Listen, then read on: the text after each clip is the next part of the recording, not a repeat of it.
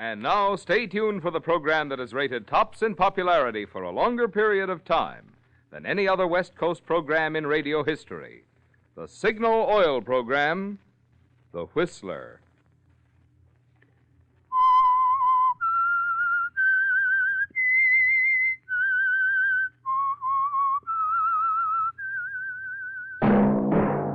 Signal, the famous Go Farther gasoline, invite you to sit back and enjoy another strange story by The Whistler.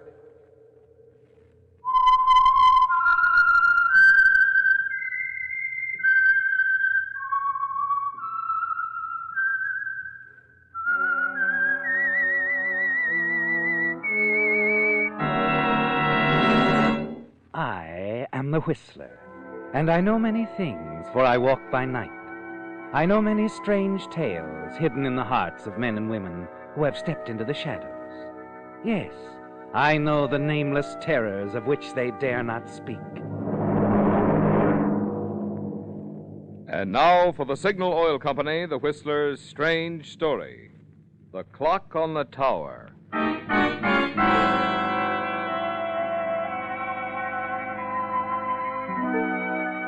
After a dismal breakfast, Joe Brill stood silently smoking a cigarette, staring through the narrow window of his prison cell at the big electric clock on the tower of the Mercantile Building a few blocks away. Joe had once believed that the pleasanter the circumstances, the more rapid the passage of time. But now he knew otherwise. The 8 weeks since he'd been tried, convicted, and sentenced to death for the murder of his wife, Martha, had passed with incredible speed. And as he watched the hands of the big tower clock, he could hear its ticking in his mind's ear, as clearly as though it were inches away. 20 hours of life. That's all that's left, Joe. Just 20 short hours. For unless a miracle happens, you'll enter the gas chamber at 4 o'clock tomorrow morning. As you continue to stare in hypnotic fascination at the clock, the sound of footsteps in the prison corridor causes you to turn quickly around. Your attorney here to see you, Joe. Oh, hello, Eddie. Good morning, Joe. Well, while I'm here, Joe, I wonder if you've decided what you want for dinner tonight. No, I haven't thought about it. I'll let you know. Okay, and remember, the sky's the limit tonight. Yeah, I'll remember. I won't be long, guard. Take as long as you want, Mr. Morris. Our boy gets anything he wants today. All right, I'll call you in about 45 minutes, okay? That'll be fine. Well, anything new, Eddie? Yep. Good? I think so. First of all, I just spoke with the governor on the telephone. You got a stay of execution. No, wait. No, not quite that good, Joe. But he did promise to stand by his phone until midnight in case I come up with anything new today, and it looks like I will. What? Here, take a look at this wire. Let's see. Acapulco, Mexico. A found restaurant owner insists your missing suspect, Fred Barnes, is in Acapulco. Dines there frequently. Hope to verify by noon today, Franklin. Right, and Franklin's the best investigator in the business. Yeah, but his wire about somebody seeing Barnes in Acapulco won't do us any good. Barnes been reported seen in a lot of places. Doesn't mean a thing. It does this time, fella. Even if Franklin doesn't come up with Barnes, the governor says that this Acapulco restaurant man is a respectable citizen with an honest reputation. He'll grant a stay of execution. You mean even if they don't find Barnes? Right. And if the governor grants you a stay, I'll guarantee I'll get you a new trial. Even if the stay's only for a few weeks. A new trial's all we need, Joe. The next time we'll win. Now we're getting somewhere, Eddie. Sure we are. I told you to keep your chin up. But you know, it just doesn't seem to make sense to me. Barnes not having shown up. He can read. The story's been in every paper in the United States. Wasn't in the paper until the day after Martha was killed. By that time, Barnes could have been somewhere in the mountains of Mexico. In fact, he probably was. Yeah. Well, you're positive he can clear you if we locate him? Well, sure, I'm positive. Barnes knows I'd gone back to work when Martha was killed. He was in front of the house when I left. He saw her throw me a kiss. Okay. I just wanted to be sure. You know, Joe, I've always had sort of a feeling that Barnes never left town. I think he's still here. You're way off, Eddie. Everybody, including his boss, knew he was leaving for Mexico that day. Yeah, I guess you're right at that. Oh, here, I brought you the morning papers. Thanks.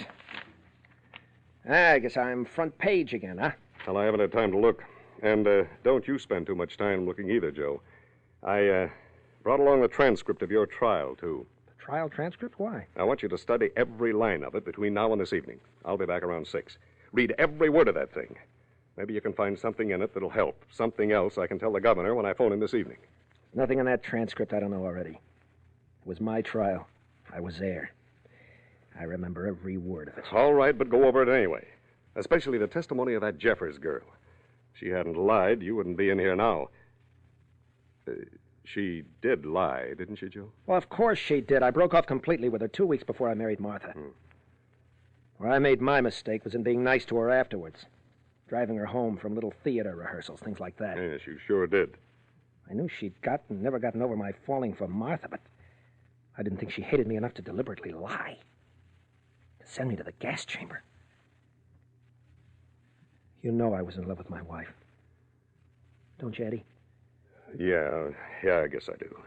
All right, now go over that testimony carefully. I've got a hunch this is going to be the biggest day in our lives. I'm positive we'll find that restaurant man in Mexico is a high-grade citizen, and that the governor will grant us a stay of execution. Now, if you happen to dig up anything from the transcript that I can add to that, well, it'll mean a new trial. And many more tomorrows, Joe.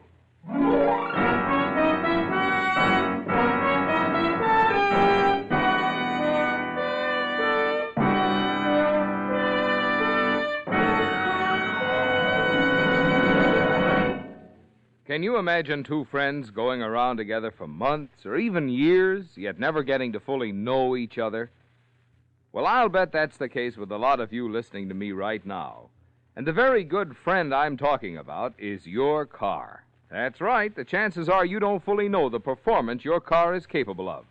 That is, unless you've treated your car to at least one tankful of Signal Ethyl, the premium quality of Signal's famous Go Farther gasoline. You see, Signal Ethyl is scientifically engineered to bring out the best in any car. The quickest starting, the peppiest pickup, the smoothest ping-free power that ever whisked you down a highway or up a hill are all yours to enjoy with Signal Ethyl. Yes, all that it takes to bring out this kind of performance, the best your car is capable of, is to drive up to the Signal Ethyl pump and say, "Fill her up." Try it once, won't you? Then see if you don't discover all sorts of new reasons to be proud when the three of you go out together. You, your car, and Signal Ethyl.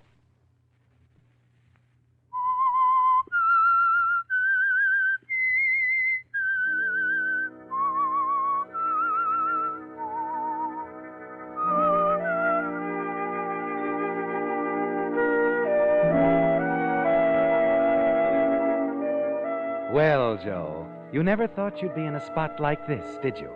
In a prison cell, less than 20 hours away from execution in the gas chamber. The visit from your attorney, Eddie Morris, a few moments ago, had raised your hopes for a last-minute stay of execution. But now that he's gone, your spirits ebb. Force of habit draws your gaze to your cell window and the tower clock in the distance. Again, you seem to hear it relentlessly ticking away the hours remaining before your unsought rendezvous with death. Abruptly, you turn around, open the newspaper Eddie had left you. A headlined column on page 1 reviews your whole story. Convicted wife slayer due to enter gas chamber. Tomorrow morning at 4 o'clock, Joe Brill, convicted 2 months ago for the slaying of his wife, will enter the gas chamber unless new evidence is unearthed or the police locate Fred Barnes, the missing witness the doomed man insists could prove his innocence. Yes, Joe, you're in a tough spot. You've read about it happening to other men, but you never dreamed it would happen to you. Your mind races back to that unhappy day when it all began.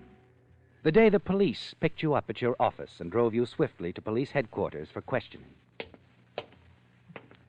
Why did you come home at 11 o'clock this morning, Brill? Because I forgot some papers. You never went home at that time of day on a business day before. I never had any reason to. It's quite a coincidence. The only business day in a year, when you return home from the office, your wife is murdered. But I didn't do it. Then the minute you got into the house, you had a quarrel with her, didn't you? No. It was over your girlfriend, wasn't it? I didn't have any girlfriend. That's not what Corinne Jeffers says.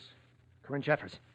You talked with her about me? Sure, before we picked you up. Well, then she told you the truth, that everything was over between us before I ever got married. She didn't say your little affair was over. She said there was anything else but over. She couldn't have said that. She did say. I don't care what she said. I didn't do it. I can prove my wife was alive when I left the house to return to the office. How? By Fred Barnes. He lived next door. You better call him. Why, I can't. He left town today from Mexico. Whereabouts in Mexico? We'll wire him for you. I don't know. He said he was just going to hibernate somewhere in the mountains down there. Another strange coincidence. The only guy who could have testified for you is somewhere in Mexico. Nobody knows where. But Barnes did go to Mexico. Sure, he went to Mexico. His landlady told us that. She also told us he left 3 hours before your wife was killed.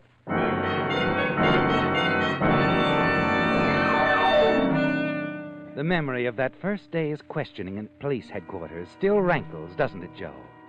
Even before they saw you, it was obvious the police were convinced you were the killer and would spend far greater effort in proving it than searching for another suspect. You toss the newspaper aside. The time is short. You realize you must do something. You turn to the transcript of the trial in the vague hope you'll find something helpful there. You skip lightly over the original indictment proceedings, scan the testimony of the opening witnesses against you. In the brilliant hands of the district attorney, even the simplest of truths was turned against you. Your every move, however innocent, seemed to stem from a sinister motive. Even the young bride, Mrs. Nancy Walters, your next-door neighbor, was like putty in the hands of the clever prosecutor. You are Mrs. Walters? Yes, sir. You discovered the body of the defendant's late wife the day she was killed, didn't you? Yes, sir. What were the circumstances? Well, you see, I live next door, and I'd just gotten home from my mother's. I went over to borrow some coffee from Mrs. Brill. The side door was open, and I walked in and found her on the floor in the front room, dead. Tell me, Mrs. Walters, was the defendant Joseph Brill aware that you were going to be absent from home that morning? Yes, sir. At least I think so. Your Honor, I object. Objection sustained. Just answer the question, please. Mrs. Brill knew. I'd told her. You used to visit with Mrs. Brill? She used to visit us quite often, 3 or 4 evenings a week. Mr. Brill was out so much. Your Honor, I object to that statement. It's irrelevant. If the court please, the witness's statement is quite relevant. The state contends this defendant killed his wife because of his love for another woman. The testimony of this witness proves he spent many of his evenings away from home. Later on, we will prove where he spent them. Objection overruled. Counsel may continue. No further questions. That's all, Mrs. Walters.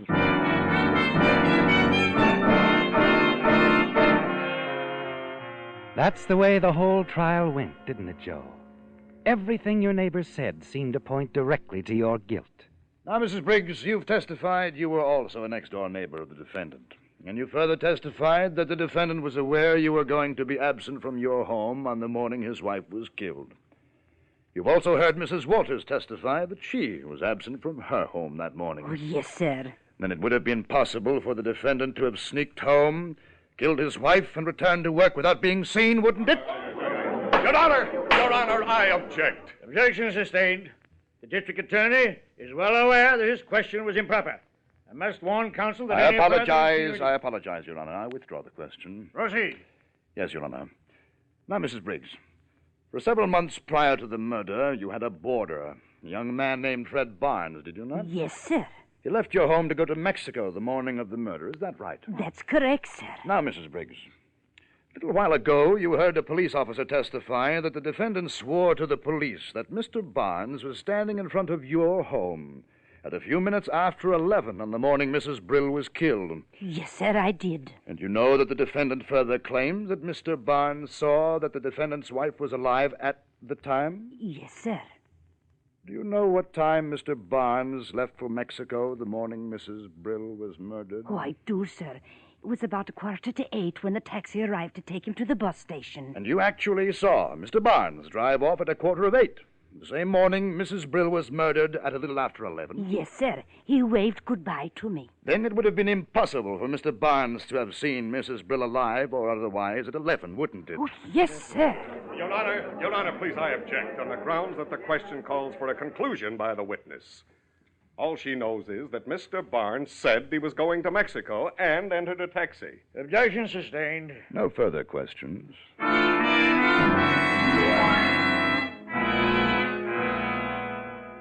You are Mr. George Adams, president of Adams Incorporated. I am. You were formerly the employer of Fred Barnes. Yes, sir. Mr. Barnes give you any reason for leaving your employ? He said he wanted to spend a year in Mexico. Did he leave a forwarding address? On the contrary, he said he wanted to go somewhere where no one could find him. When was the last time you saw Mr. Barnes? On Thursday morning, September 14th, about 9:15. Where? At our offices. Barnes stopped by on his way south to San Diego. He said he couldn't resist stopping in for a minute, even though he had to get off the bus. The San Diego bus passes right in front of your office, doesn't it, Mr. Adams? Yes, sir. You say that Mr. Barnes did stop at 15 minutes before 10 o'clock on the morning of Thursday, September 14th, the morning Mrs. Brill, wife of the defendant, was murdered. Yes, sir. Then Mr. Barnes couldn't possibly have seen Mrs. Brill at 11 o'clock when the defendant claims... Objection! Your Honor, Mr. Barnes had ample time after he left Mr. Adams' office at 10 o'clock or thereabouts to return to the neighborhood of my client's residence by 11 or a few minutes after, the time the state has established as the time of the murder. Objection sustained. No further questions.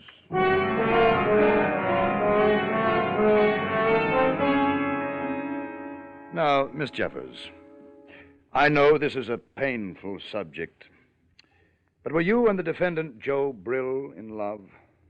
I was in love with him. Wasn't he in love with you? Well, he said he was. How long had this romantic feeling existed between you?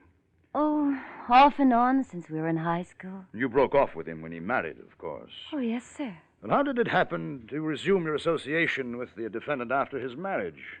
We were both members of a neighborhood little theater group. He used to drive me home after rehearsals. Sometimes we'd drop in some little place for a sandwich or something, and... Well, you know how those things are. Yes, I see. The defendant was seeing you regularly up to a week or so before his wife was found murdered. Yes. When was the last time you saw the defendant? About a week before his wife was killed. Can you recall the date? Oh, yes, sir, I can. It was Wednesday, September 6th. What did you do that evening? We just drove around, stopped at the beach for a while, and dropped into a cute little Hawaiian spot. He drove me home early, around 11:30. Did the defendant tell you that evening that everything was over between you? Hardly. What did he tell you? Well, just that... Go on, Miss Jeffers. He said he thought he'd soon be free. To marry you? That's what he said. Thank you, Miss Jeffers. That's all.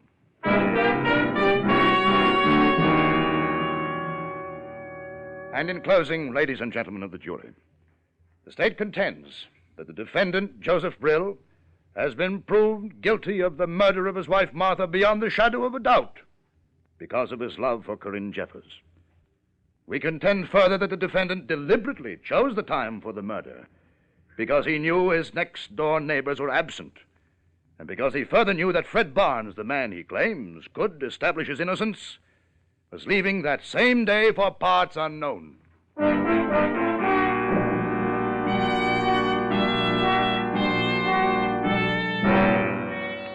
Yes, Joe. The district attorney made a brilliant summation. But it was Corinne Jeffers' testimony that was the telling blow, wasn't it? After that, even your own testimony sounded unconvincing. You knew when she left the stand the jury had decided against you. Too late you realized the truth of the age-old proverb that hell hath no fury like a woman scorned. For such was Corinne Jeffers' jealous hatred of you that she deliberately lied, committed perjury, to help send you to the gas chamber. Suddenly you see it. The answer to your hope for a reprieve, a new trial. You can prove Corinne Jeffers lied on the stand. You rush to your cell door. Guard! Wilson! Wilson! What's on your mind, Joel? Get my attorney, Eddie Morris, on the phone. Tell him to hurry over here. Tell him I found what he's looking for. You bet I will, Joe. You sure? Sure, I'm sure. Tell him to hurry.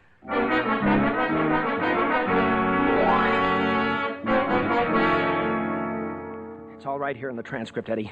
The only reason I didn't get it at the trial was because I was so knocked out by what Corinne said. I wasn't paying any attention to dates. All right, never mind the history. Show me what you found. Right here. Right there, Eddie. You see? Yeah? She swore I was out with her the night of September the 6th. Drove her around, stopped at the beach. Yes, I know all that. How can you prove she lied? Our little theater group had our dress rehearsal on September the 5th. Yeah? Corinne had the lead. Her costumes didn't fit. She phoned her dressmaker. She'd be over the next night. That was September the 6th. That's the night she testified she was with me. She couldn't have been with me. Are you sure she went there? She must have. The next night, the night of the show, her costumes fitted perfectly. Do you know the name of that dressmaker? Well, I think so. Yeah, wait a minute. Yeah? Her name was, Bronson. I remember Corinne called her Mrs. Bronson. You know where she lives? Somewhere near Silver Lake, that's all I know. Okay, I'll check on her, Joe. But you know, our best bet with the governor is that we find out that Mexican restaurant owner is okay. Or better yet, that Franklin comes up with Barnes himself. Forget about Barnes, Eddie. Nobody knows where he is. You can find Corinne Jeffers. She's right here in town. Well, naturally, I'll try to find her. But time's getting short. She might be out, so might that dressmaker. But look, if Franklin stands a chance of finding Barnes... That would have been fine before we had proof Corinne's testimony was perjured. Look, Eddie, it's my life. Concentrate on this, will you? It's a lot better than trying to find Barnes. Oh, sure, Joe, sure, if that's the way you feel about it. Just the same, Get going on it, will you, Eddie? And call in if you find the dressmaker and she backs me up, will you, please? Oh, you bet I will, Joe.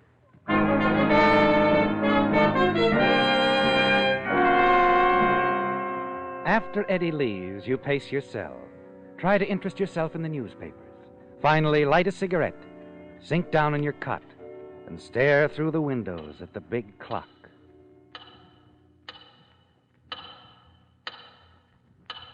Finally, a few minutes after 2, the guard brings you the news you've been waiting for. Well, kid, so far the news is good. Your attorney said to tell you he found the dressmaker okay and that everything was going great. He's on his way out to talk to Miss Jeffers right now.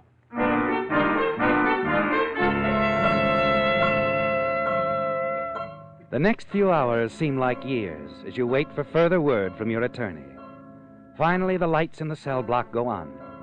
And again you stare out the window at the big clock, its face now brilliant with electrical illumination.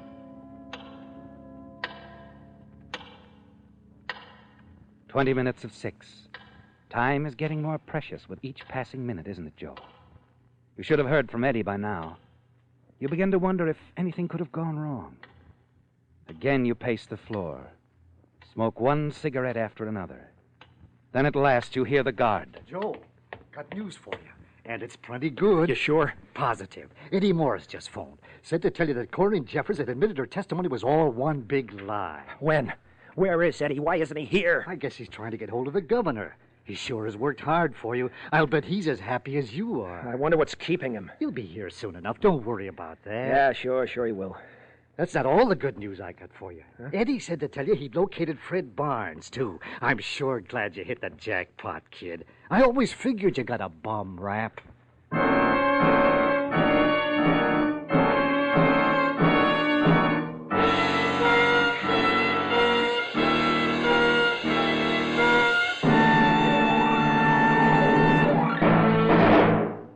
Remember that old story, for want of a horseshoe nail, a battle was lost?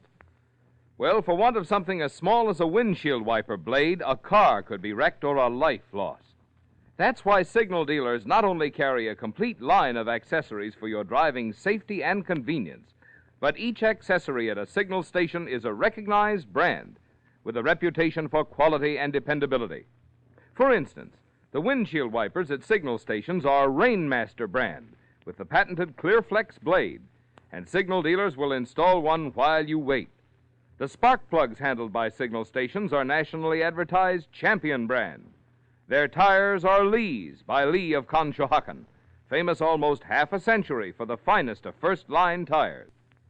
And you'll find that this same standard of unsurpassed quality and value applies to every item which signal dealers sell and are proud to stand back of. So, if for Christmas you're planning on rewarding your faithful chariot with some practical little present to help it run better, look better, or last longer, remember, there's no better place to get it than from a signal service station.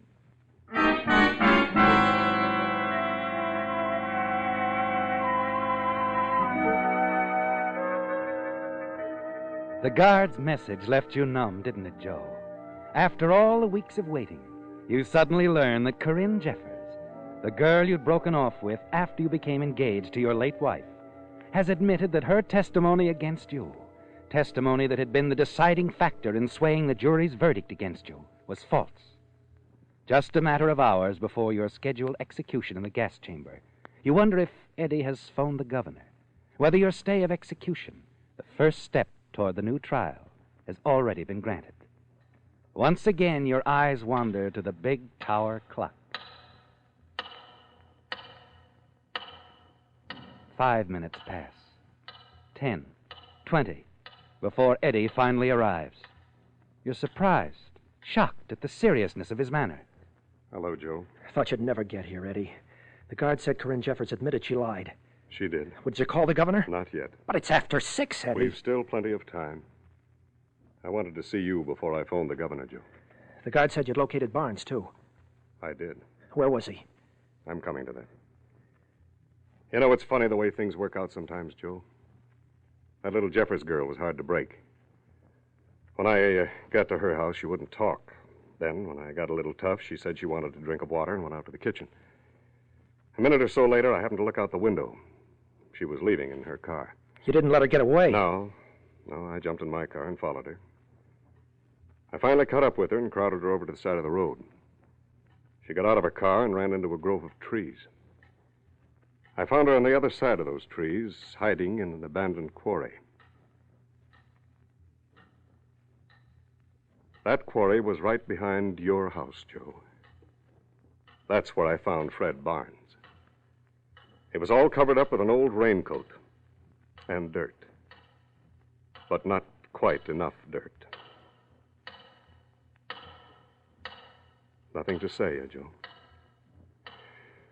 Well, I guess it wouldn't do us any good to phone the governor now, would it? I guess not, Eddie. You knew where Barnes was all along, didn't you, Joe? Yeah. Joe, why did you do it? Did Barnes happen to come back and see you kill your wife?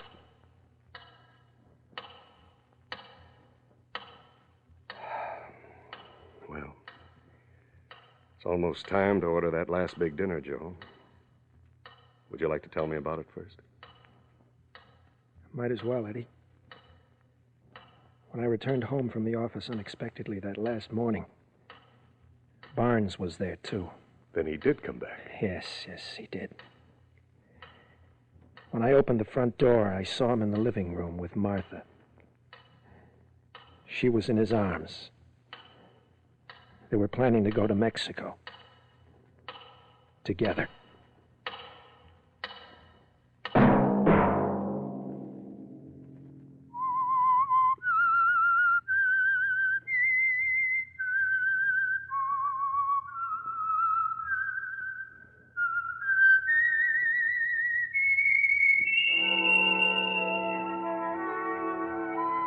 Let that whistle be your signal for the Signal Oil program, The Whistler, each Sunday night at this same time.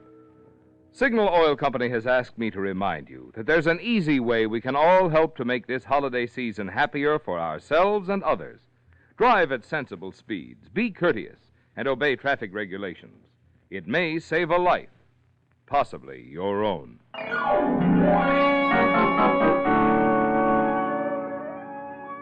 Featured in tonight's story were Bill Foreman, David Ellis, Bill Boucher, and John Daner. The Whistler was produced and directed by George W. Allen, with story by Ed Bloodworth, music by Wilbur Hatch, and was transmitted to our troops overseas by the Armed Forces Radio Service. The Whistler is entirely fictional, and all characters portrayed on The Whistler are also fictional. Any similarity of names or resemblance to persons living or dead is purely coincidental. Remember at this same time next Sunday, another strange tale by The Whistler. Marvin Miller speaking for the Signal Oil Company. Stay tuned for Our Miss Brooks, starring Eve Arden, which follows immediately over most of these stations. This is CBS, the Columbia Broadcasting System.